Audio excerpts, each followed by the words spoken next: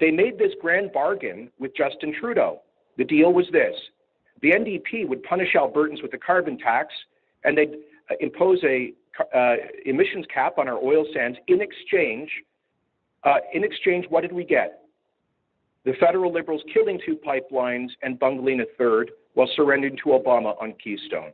We cannot afford the NDP's cap on the oil sands that threatens our future growth. You just heard UCP leader Jason Kenney say at a March 18th press conference that the 100 megaton a year oil sands emission cap came about because of a deal between Premier Rachel Notley and Prime Minister Justin Trudeau. Well, I can say with some authority that that is actually inaccurate and false, because what actually happened was that in late 2014, 5 oil sands CEOs asked Dave Collier, who is a longtime Shell executive and former CAP president, to find some environmental groups that they could sit down and talk with about ending the impasse in the conflict, the public conflict between environmentalists and the oil and gas industry. And those meetings took place beginning in the fall of 2014 and they ended in the summer of 2015. And out of those meetings came the idea of the oil sands emission cap. So here's Dave Collier giving you some background on that. If you think back to that time frame, I think the view first was certainly among some that climate change is a serious issue that needs to be dealt with, and that the industry needs to play its role in dealing with a very real and legitimate issue. I think part of it was the fact that they could see that governments, both federal and provincial, were on a path to implementing carbon policy, and better for the industry to play an active role in trying to shape that than to be a quote policy taker. And frankly, finally, I think there was a sense among the group that they were tired of being on the defensive all the time with respect to the debate about oil sands and carbon, and better to be in a position where they were playing offense rather than defense. One thing that was clearly different about these discussions is that the CEOs and top executives of 5 major companies, Canadian Natural Resources Limited, Cenovus, ConocoPhillips, Shell, and Suncor, were involved from start to finish. They operated from a position of leadership and were determined to have a different kind of conversation. Ed Whittingham, who's the executive director of the Pembina Institute while the meetings were taking place, says that he's the one that actually put the idea of an oil sands emission cap on the table. It was pretty tough at first for the CEOs to accept that, but after much discussion amongst themselves and with the executive directors, they decided that they could live with it. I thought the ENGOs can't live with anything that doesn't put an absolute cap on emissions, and the CEOs won't be able to live with an absolute cap on emissions. I think that CEOs realize, and this is especially true post-NDP election victory, because, May 6th, 2015, the NDP won, and then it became pretty clear to us that Notley and her crew wanted to do something big and bold and pre-parent.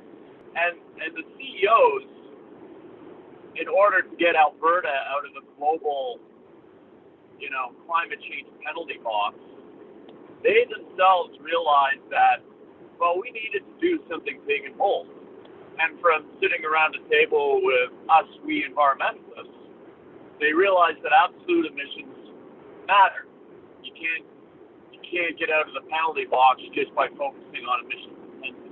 So why would the CEOs of the largest oil sands producers agree to a 100 megaton a year emissions cap? Well, the answer is really simple, is because what they were most afraid of was a production cap. They firmly believed that federal and provincial governments in the future were going to take serious action on greenhouse gas emission reduction, and they worried that they would do it by limiting production. And so they wanted to get out in front of that movement and make sure that it was all about emissions reduction while not touching production. So this is essentially a carbon for no production cap deal. I've made the point many times with the ENGOs and others that the Alberta Climate Plan is a package, and you can't. It's not a menu. You can't pick and choose what you like and what you don't like. It's a package, and the package includes carbon pricing. It includes action on methane. It includes EIT protection. It includes an emissions limit, but it also includes provision for fairly significant growth, more so if technology is successful.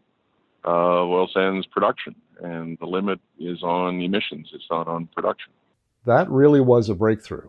It started to become clear that if we were going to agree on a carbon pricing framework, we'd have to address emissions. And I admit my initial gut reaction was there was no way we could ever accept putting limits on our resource basin. But as you peel back the layers, you start to realize that if we are truly going to address climate change, we have to contain emissions growth. And at some point, our absolute emissions need to start bending downward.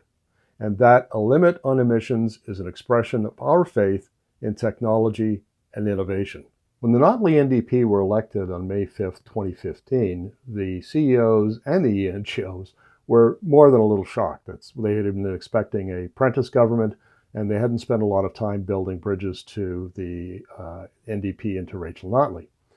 So one of the first things they did in around June, maybe July, was inform both the Premier and the Environment Minister, Shannon Phillips, that these talks had been going on.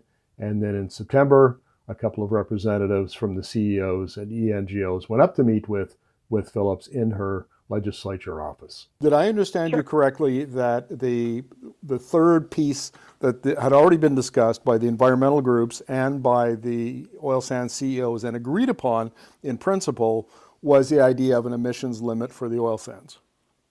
Yes, the emissions limit was their idea. You will notice that the emissions limit is not in the Leach panel recommendations. I've said this publicly a few times. The emissions limit was their proposal. And we weaved it in to our response to the Leach report, sort of at as the recommendations were being finalized and so on, because we thought that the idea had merit, and because it came with a consensus attached to it with the folks that it would most apply to, which is those large companies. On the Energy Media Facebook page, I posted another video explaining the new Alberta Advantage, which is basically that the oil sands companies believe that they can innovate to take carbon out of the barrel to lower the carbon intensity of their heavy crude so that they're not penalized by carbon taxes or other policies as they move into Asian markets like China and India over the next 5 or 10 years. So the emissions cap plays right into that narrative. This is a bet by the oil sands company that they have the technology in the pipeline, as it were, and they can develop new technologies that will ensure that they never get to that 100 megaton a year cap. And that is the true story of the oil sands emission cap.